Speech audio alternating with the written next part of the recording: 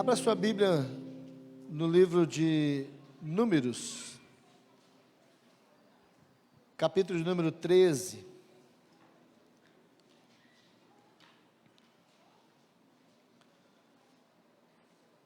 Como agir ante os projetos de Deus? Vamos ler aí Números capítulo 13, verso 25 até o verso número 27. Depois nós vamos continuar olhando alguns dos versículos desse capítulo 13 e também do capítulo 14. Então, peço que você mantenha a sua Bíblia aí aberta. Se você está acessando o seu aplicativo, mantenha ele aberto também. Mas se há algum aplicativo, eu peço que você mantenha somente o aplicativo da Bíblia aberta, tá? Os outros aplicativos você deixa para ver em casa, né? Para que não venha atrapalhar. Talvez você possa olhar ali a página que se você fez algum tipo de convite pela página do Facebook, algum amigo, então você pode mandar o convite para que também ele participe dessa mensagem. Tendo em vista, nós estamos transmitindo aí na página da igreja este culto ao vivo. Números capítulo 13, verso 25 ao verso 27, diz: ao cabo de 40 dias, voltaram de espiar a terra, caminharam e vieram a Moisés e a Arão e a toda a congregação dos filhos de Israel no deserto de Parã e Cádiz, e deram-lhe conta a eles e toda a congregação, e mostraram-lhe o fruto da terra. Relataram a Moisés e disseram: fomos à terra a quem nos enviaste, verdadeiramente mana leite e mel, e este é o fruto dela.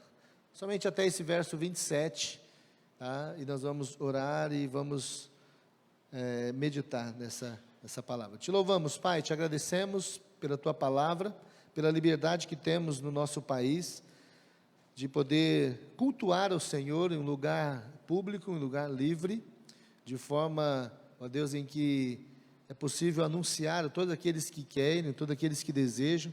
Mas nós pedimos, Senhor, que haja no coração de toda a tua igreja, todo o teu povo espalhado sobre essa nação, ó Deus, a responsabilidade de também adorar a Ti, mesmo que impossibilitados, talvez com dificuldades, de vir a um culto presencial, um culto público como esse, mas que através de seus lares sejam pessoas que dediquem seus corações e que também, ó Deus, a cada dia experimente o mover e o agir do Senhor. Mas aqui nós estamos e agradecemos pelo privilégio, pela liberdade, também agradecemos, Senhor Deus, pela saúde, agradecemos pelo cuidado, mas principalmente agradecemos pela Tua palavra que está agora diante de nós, e que, Deus, e que foi lida e que será meditada, que essa palavra, ela traga segurança ao nosso coração, resposta, ó Deus, da parte do Senhor, e que assim toda a honra, toda a glória seja dada a Ti. Se há alguém aqui, ó Deus, entre nós, com alguma dúvida, que, ó Deus, que haja resposta, ó Deus, sobre este coração,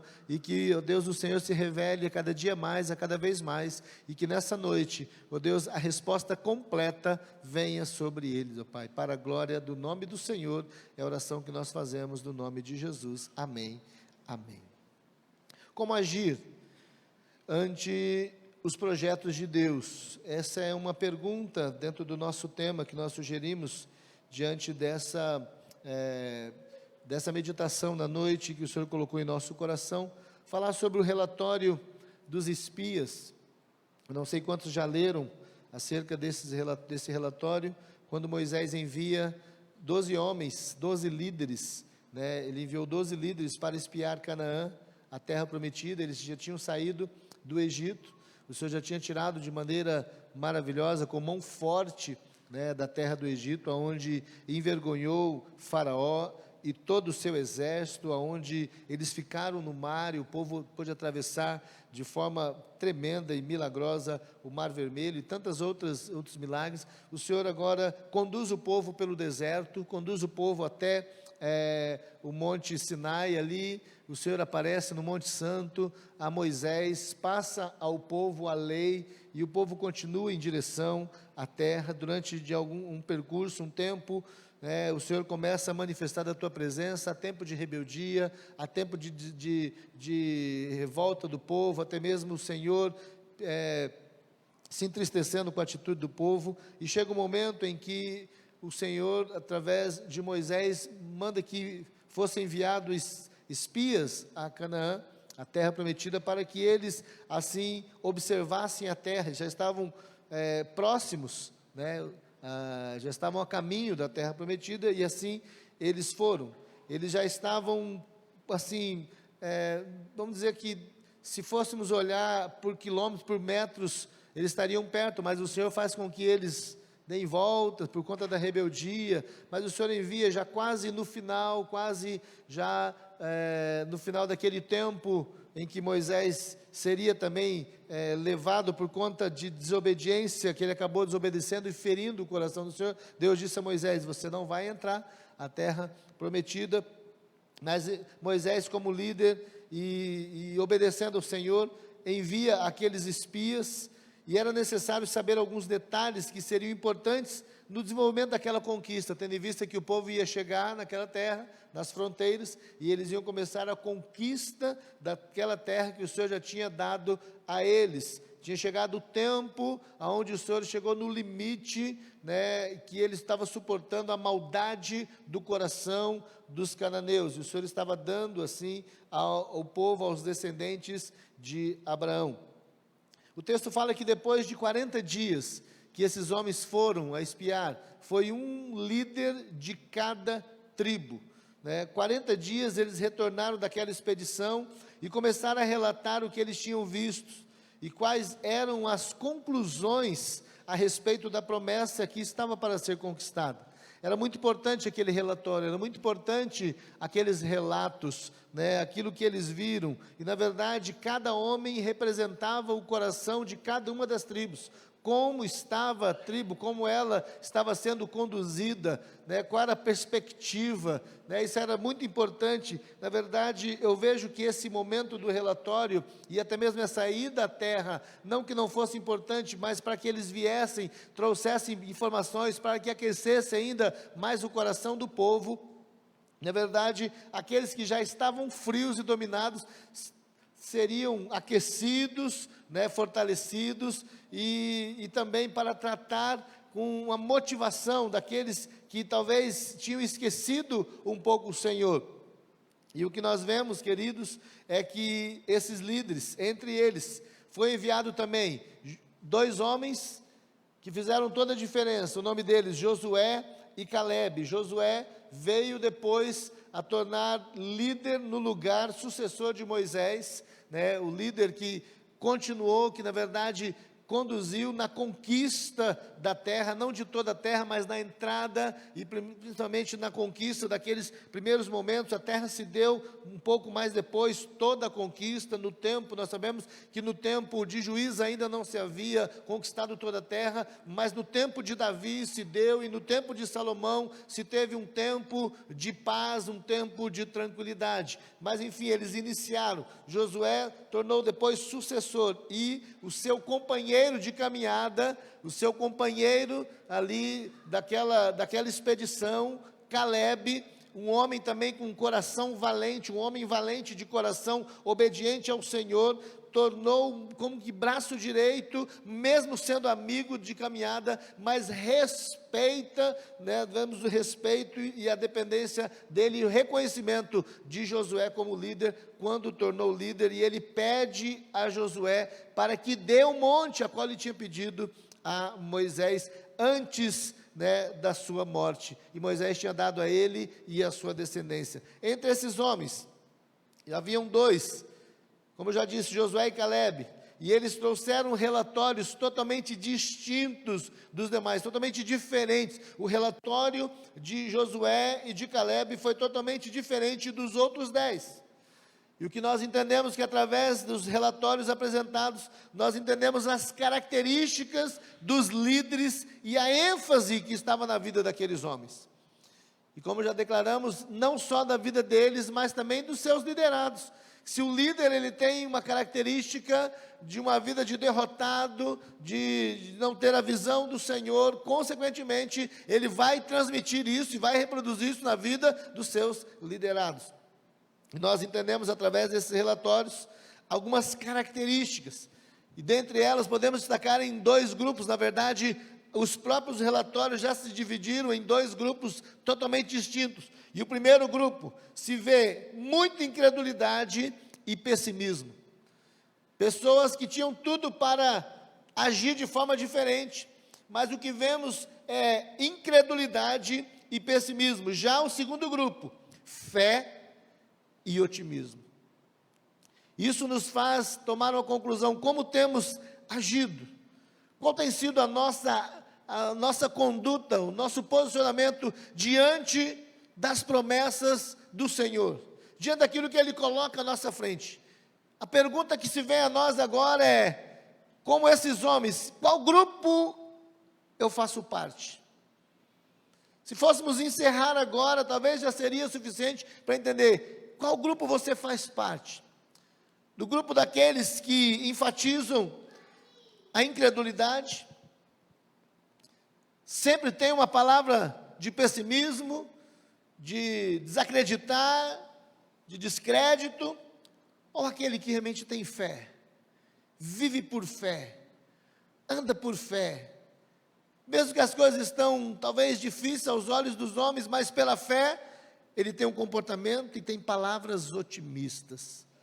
Eu quero observar com os irmãos esses dois grupos, e partir primeiro do que fala sobre a incredulidade. O primeiro grupo que nós vemos aqui na vida desses homens, desses relatórios, e nos ensina que a incredulidade conduz o olhar sempre nos problemas.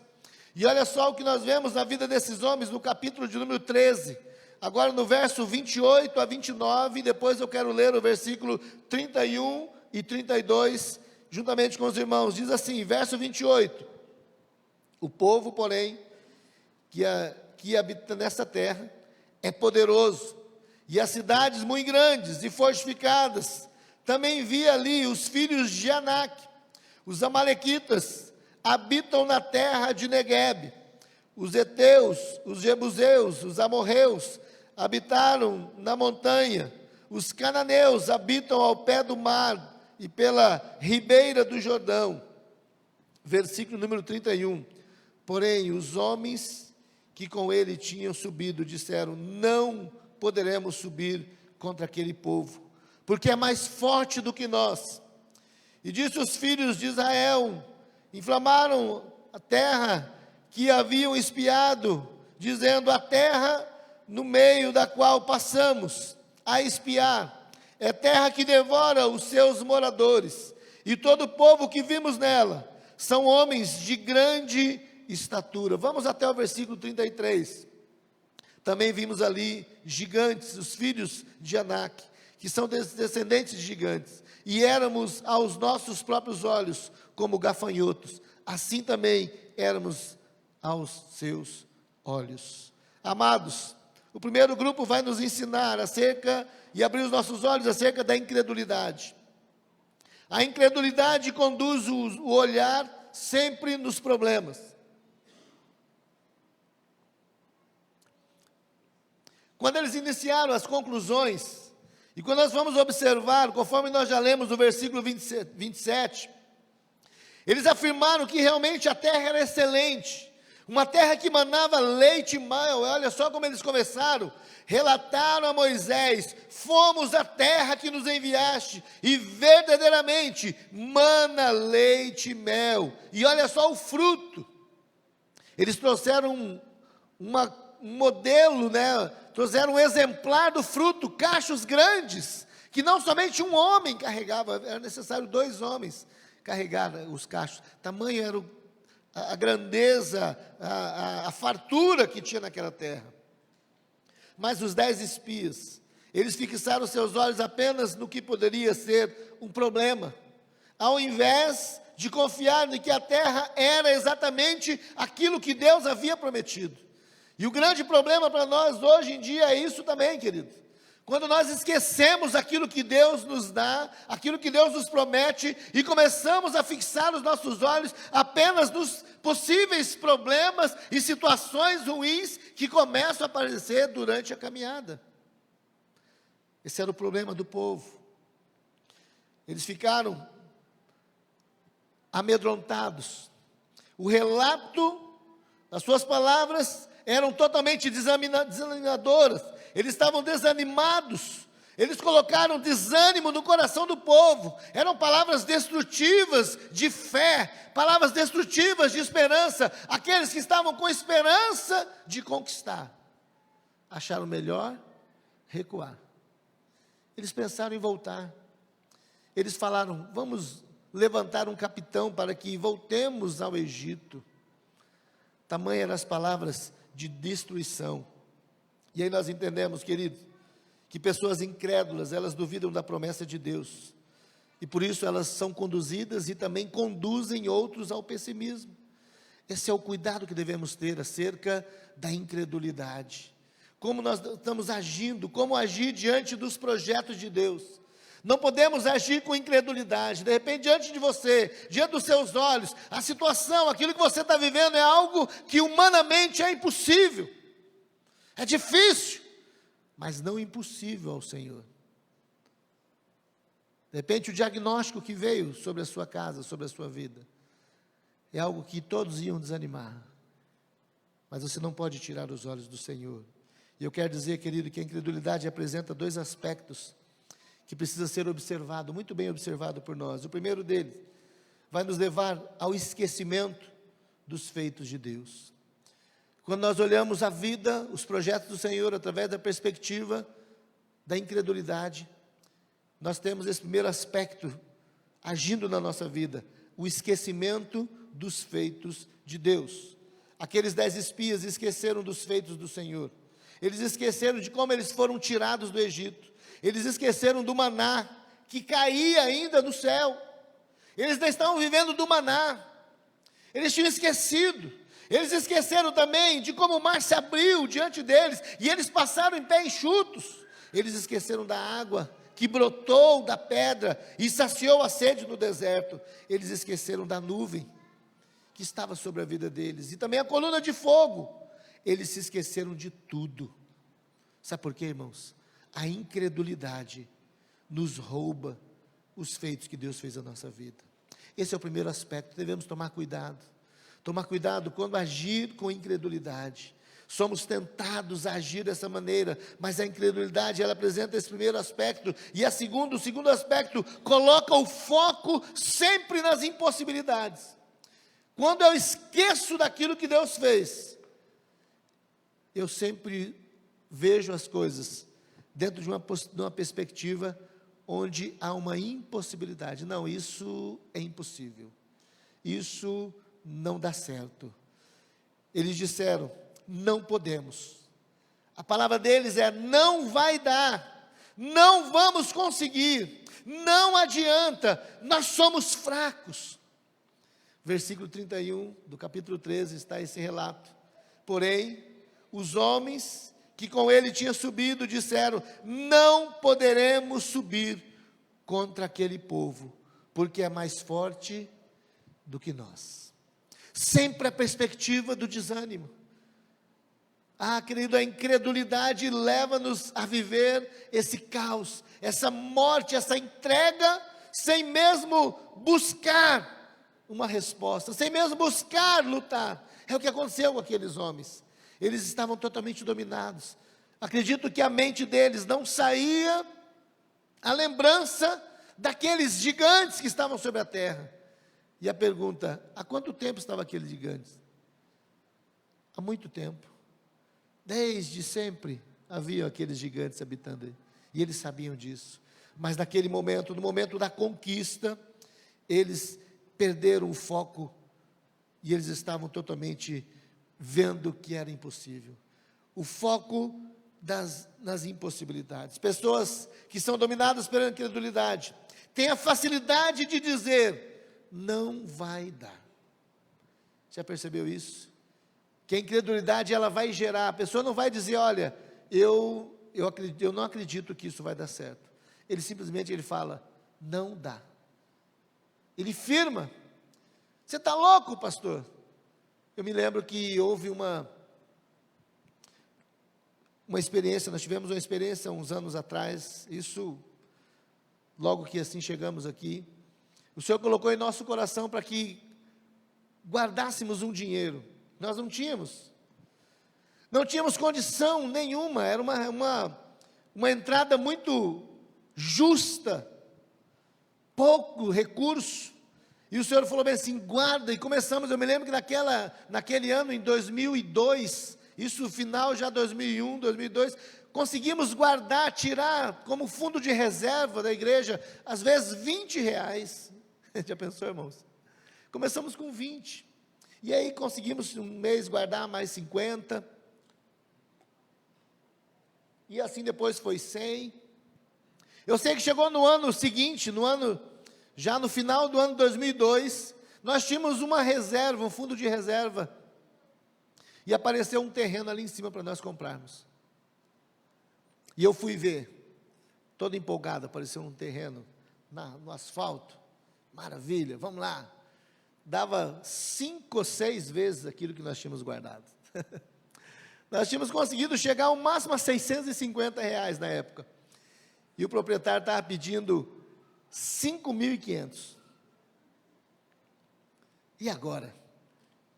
Aí eu fiz os meus cálculos, orei ao Senhor, chamei a Raquel, falei bem assim, vamos dar uma oferta, vamos dar uma oferta, eu vou fazer uma proposta para o proprietário, já certo, olha, eu quero comprar esse terreno, nós vamos comprar esse terreno, ver se ele aceita parcelar, e eu levar uma proposta para ele que ele parcelasse para nós em 3 vezes, 3 de 1.000, e a entrada naquela época a igreja era de 800, mas você está louco, pastor? Queridos, ou você crê, ou você crê, Deus nos daria, nós tínhamos já quase a primeira, então não seria impossível. E qual era o motivo da oferta? Eu falei, nós vamos dar uma oferta, Raquel, vamos completar esses R$1.000, já temos a primeira, você aceita? Aceitou, beleza, agora vamos falar também com a igreja mãe, e ela nos ajuda, aí nós conseguimos 500, e a igreja mãe mais 500, então nós temos 1.000, então não seria os 1.000 inteiros, seria apenas 500, mas 500 já era difícil para nós. Amados, eu sei que o proprietário naquela época, ele precisava de um dinheiro, não sei se era 1.000 ou quase 2.000, e nós tínhamos esse recurso, já para dar de entrada para ele, e assim iríamos parcelar. Quando eu fui fazer uma proposta, ele aceitou a proposta de parcelamento de mais 3 parcelas, era 2.000, e mais 3 parcelas, 2 de 1.000 e uma de 1.500, ele aceitou, eu fui falar com a nossa igreja mãe, na época memorial, nós prestávamos conta, o pastor ali falou assim, fantástico, projeto de Deus, e fomos para a diretoria, cheguei na diretoria, irmãos, os irmãos me fritaram, para que isso? Querer comprar terreno, não precisa, e eu entendi que nós tínhamos que comprar, era de Deus, era um lugar com uma visibilidade melhor, o asfalto, uma avenida, tínhamos que de repente sair daqui e ir para lá.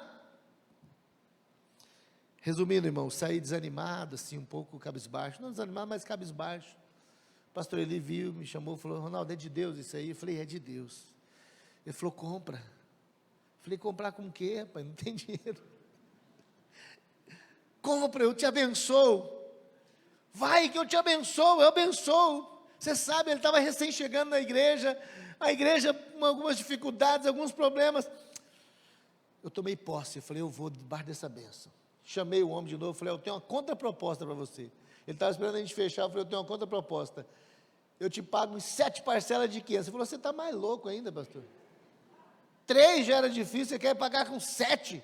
Ah, você está brincando com a minha cara. Eu falei, fala o seguinte, o terreno é teu, você vende para quem você quiser. Mas se você quiser, estiver precisando do dinheiro, eu tenho para a sua entrada. Porque eu sabia que ele precisava pagar uma moto.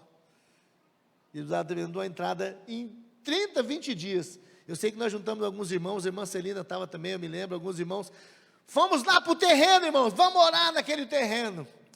Era 10h30, nós estávamos uns 10, 15 irmãos daquele terreno, passava o pessoal da universidade e falava, será que tem alguém morto aí dentro? Nós estávamos lá no terreno orando. Foi bênção demais.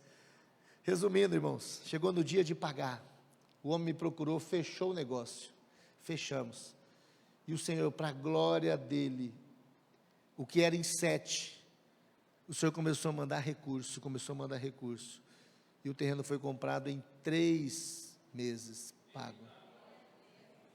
É Deus. As possibilidades, elas vêm do Senhor. Quando nós agimos com incredulidade, nós não enxergamos as possibilidades do Senhor, perdemos o foco, a direção que Deus tem para a tua vida. E se hoje nós estamos aqui, irmãos, porque o recurso do investimento que era lá, depois de comprar, foi a melhor investimento, a melhor poupança que fizemos, porque depois de mais 5 anos, de 5.500, Deus falou bem assim, não é aqui o lugar que vocês vão construir. Eu falei, mas está acontecendo, Deus? Orei tanto, fui fritado lá, ele falou, fica tranquilo que eu estou na frente, vocês vão vender esse terreno, e eu vou mostrar onde que é. Depois de um tempo, Deus mostrou que era aqui. E o que nós vendemos lá, irmãos, eu já falei para os irmãos, compramos por 5,5, vendemos por 25, e compramos essa propriedade, e sobrou ainda naquela época. É Deus. E hoje nós estamos onde o Senhor mostrou e confirmou.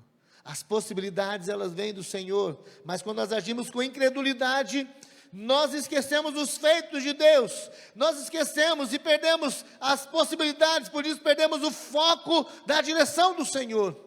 Eu me lembro que nós estávamos aí, naquela labuta dos terrenos, aquela coisa, aquele negócio, eu falei, Senhor, eu nunca joguei a toalha, mas esse banheiro está quase fazendo eu jogar essa toalha, eu vou parar com esse negócio, vou parar com esse ano.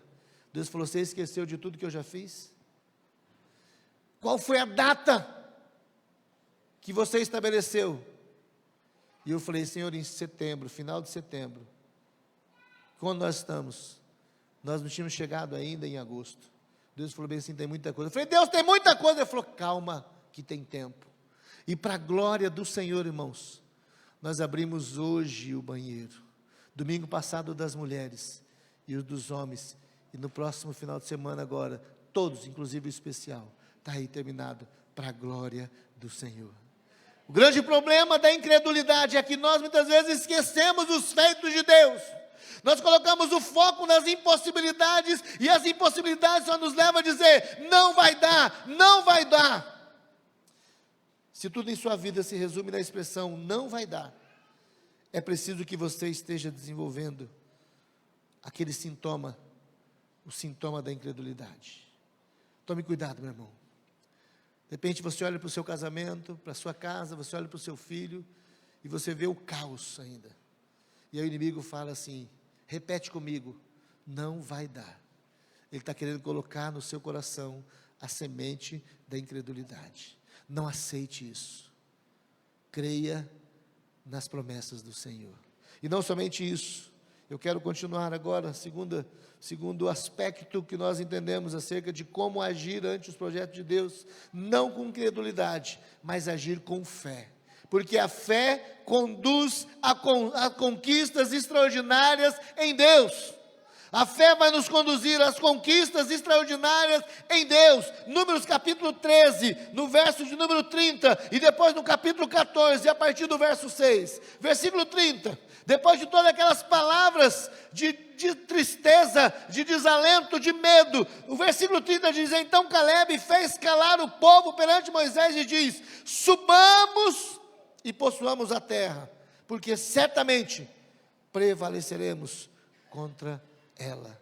Versículo 14, agora nós vamos lá no versículo número 6, do versículo 6 nós temos a resposta, Josué filho de Num e Caleb filho de Jefoné, dentre os que espiavam a terra, rasgaram as suas vestes, e falaram a toda a congregação, todos os filhos de Israel, dizendo, a terra pelo meio do qual passamos a espiar, é terra muitíssimo boa, se o Senhor se agradar de nós, então nos fará entrar na terra, e nola dará a terra que mana leite e mel. Tão somente não sejais rebeldes contra o Senhor, não temais o povo dessa terra, porque como pão os podemos devorar, retirou-se deles o seu amparo, o Senhor é conosco, não os temais.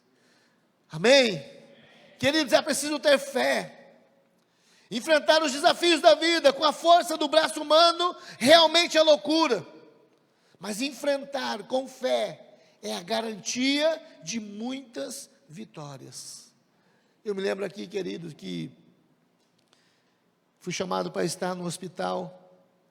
Eu não me lembro agora o ano, estava lá a Evelyn, junto com a sua mãe, com a sua avó, a irmã Ana. Você lembra que ano, Evelyn? Foi 17, talvez, um pouco por ali, 17 ou 18, né? E ela teve um problema, um infarto em casa, e ela foi para o hospital, e era um estado muito grave. E eu me lembro que eu cheguei ali, e eu fui ali para aquele hospital, eu tinha um discipulado, e acabou que naquele dia, naquele sábado, que eu ia fazer a visita lá para a Evelyn, lá para a dona Ana, eu não sabia que a Evelyn estava lá,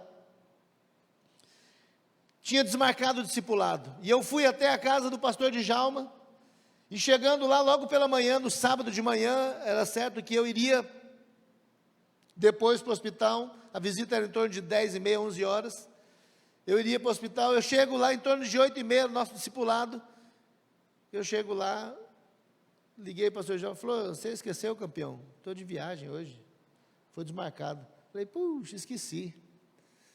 E Deus falou, eu sei porque você está aqui.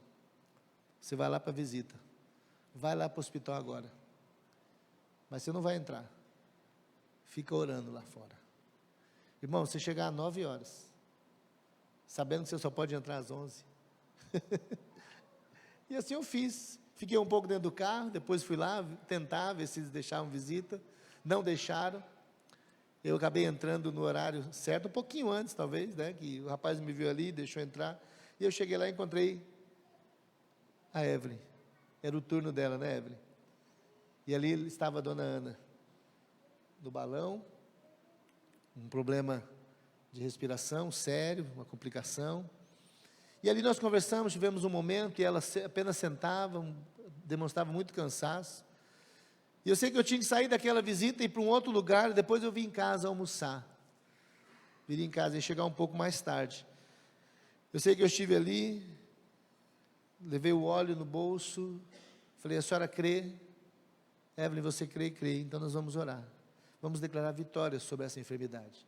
Os médicos falaram que é difícil, e ela falou, olha, eu não sei quanto tempo eu vou ficar aqui. Eu falei, mas eu creio que o nosso Deus é poderoso. Vamos orar.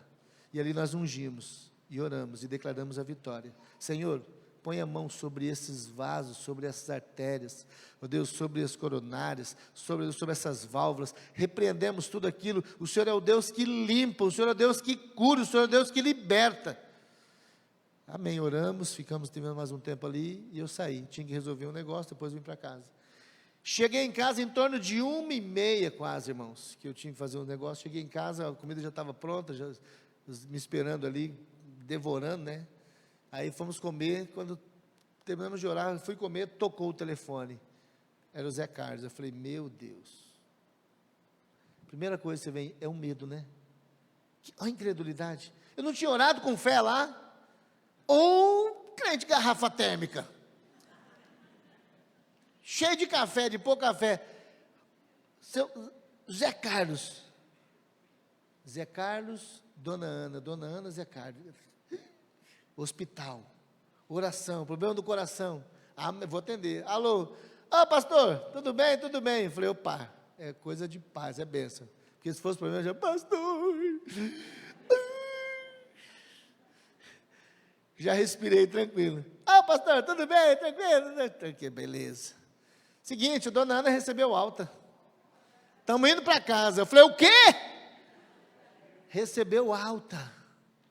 Irmãos, o médico passou lá, porque eu não quero mais isso, tirou, a senhora está bem, está bem, já prescreveu alta, nunca mais voltou, né, Evelyn? Teve uma situação agora, essa semana, 2 semanas atrás, está em casa, mas já passaram 5 anos, é a fé. Irmãos, enfrentar as dificuldades pela força do homem, do braço do homem, é loucura. Mas com fé é garantia de muitas vitórias. Uma pessoa de fé, ela aprende a depender do Senhor.